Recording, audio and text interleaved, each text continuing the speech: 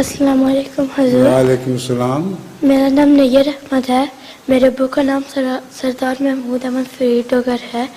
میرا سوال ہے کہ ایک حدیث میں ہے کہ سفر ایک عذاب کا ٹکڑا ہے، تو اب تو سفر بہت آسان ہو گیا تھا، کیا ابھی بھی ایک عذاب کا ٹکڑا ہے؟ حدیث میں آتا ہے کہ سفر عذاب کا ٹکڑا ہے، اب سفر بہت آسان ہو گیا ہے، کیا ابھی پھر بھی عذاب کا ٹکڑا ہی رہتا ہے.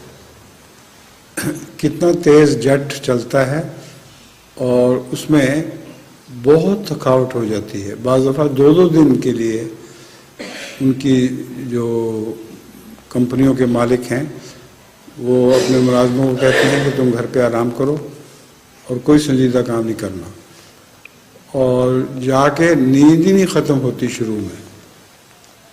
تو وہ بھی ایک عذاب کا ٹکڑا ہے. پھر تکلیف بھی ہوتی ہے سفر میں، اور جتنا مرضی اچھا کھانا دیں پھر بھی انسان کو کافی تکلیف پہنچتی ہے. شکریہ. تو جتنا انسان نازک مزاج ہو گیا اتنا سفر بھی آسان ہو گیا. جتنا پہلے سخت جان انسان تھا، سفر کا عذاب تھا، اب بھی ان نازک انسانوں کو سفر کا عذاب ملتا ہے اسی طرح. شکریہ.